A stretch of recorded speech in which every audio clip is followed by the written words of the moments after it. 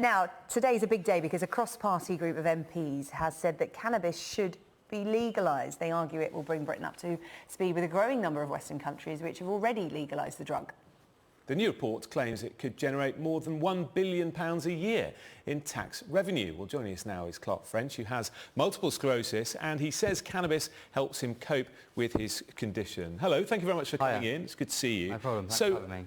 Explain to us, first of all, you take cannabis without fear of being in trouble with the police. And well, secondly, I wouldn't say without fear. Right, OK, but you take it, and what benefits do you get from it? Well, I have multiple sclerosis, so I was diagnosed in 2010. I have a lot of pain, I have a lot of spasms, I have bladder weakness, I have trouble walking distances, appetite, I have problems sleeping, and cannabis helps with all of those different things. So I am prescribed £30,000 worth of medication on the NHS, and I don't use a single bit of it because I consume cannabis instead.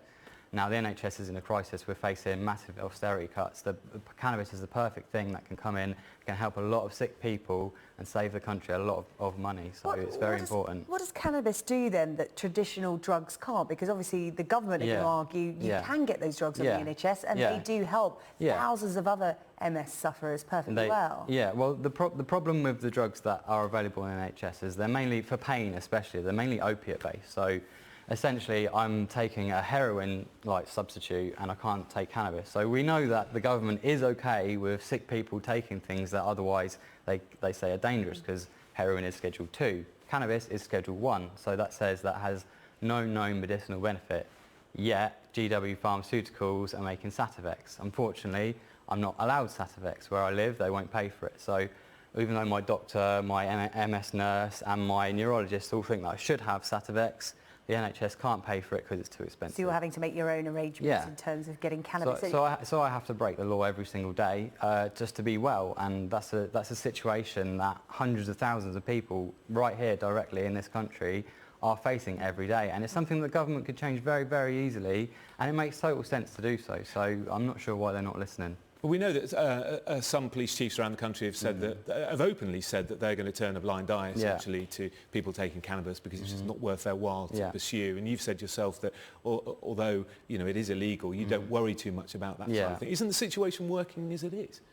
No, it's definitely not. At the moment, we've kind of got like if you could say a de facto decriminalisation in some places, but that's actually the worst of both worlds, because you're still getting criminalisation for different people. And actually, we really need to take the market out of the hands of criminals and out of the hands of the black market, put it into a regulated system where the government can tax it, where there can be safety measures, where there can be testing. So every time that you buy cannabis, you know exactly what's in it. It's got different, it will have the THC content, it will have the CBD content, it will tell you what you're taking.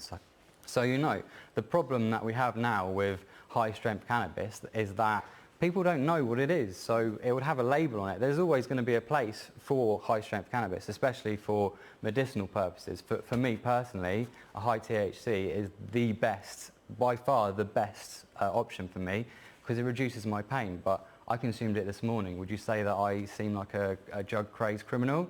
No, you seem fine to me. That's what the government is calling me, a drug-crazed criminal. What if they say, OK, let's legalise it for people like you? Yeah, I mean, for medicinal purposes, but not for everybody. Well, and that would be a good step in the right direction. It is imperative that medical cannabis patients get access to the medicine that they need. I mean, for example, my mum, she also has MS, unfortunately, so I've kind of grown up around it all my life. She isn't a cannabis consumer. However, if the law was to change... Is that because it doesn't work for her? No, it's because of the law, and because she's not comfortable with breaking the law. I will put my health above it, and I will say, you know what, I'm going to do it, I'm going to break the law because I think that I want that quality of life. Where do you stand then on recreational use? Because a lot of people are campaigning for cannabis to be legalised for that. Yeah, I mean, I think the line between what is recreational and what is medicinal is very, very, very blurry, because, I mean, I am, first and foremost, a medical cannabis patient. I have MS. I consume it because it helps my pain, but I also enjoy it. So I am also a recreational consumer. I enjoy consuming cannabis, and that's a great thing actually, because I want to take my medicine. Medicine isn't a horrible thing to me to go, oh no, you don't want it. It's actually an enjoyable experience as well. And I think if someone is working and then they come home from work and they want to relax with a joint after work, what is the problem with that? The problem is that if teenagers hear that cannabis is legal and they start taking it and thinking, well, this is cool, I'm allowed to take this now, it then can lead to other things. That's always the argument. Well, I think that teenagers wouldn't be still allowed to take it because you'd set age limits, so similar to alcohol. They find their way around it, Well, they find teenagers their aren't allowed to drink, but when they find their way around it, and that's inevitably going to happen anyway. But it's going to be harder. They're finding their way around it now, aren't they? Yeah, it's easier now to get. If you're 15 years old, it'll be easier for you to get cannabis than it will for you to get alcohol, because you can go to a drug dealer and they're not going to ask you for ID. All they're going to care about is if you've got £20 in your pocket.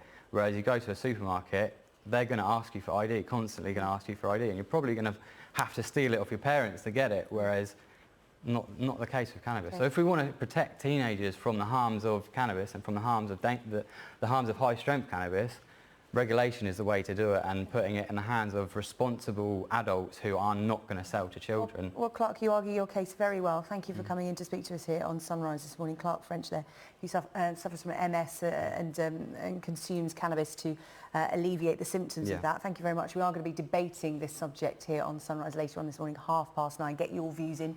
Should they legalise cannabis, the government legalise cannabis for medicinal purposes, even for recreational purposes, at Sky News on Twitter.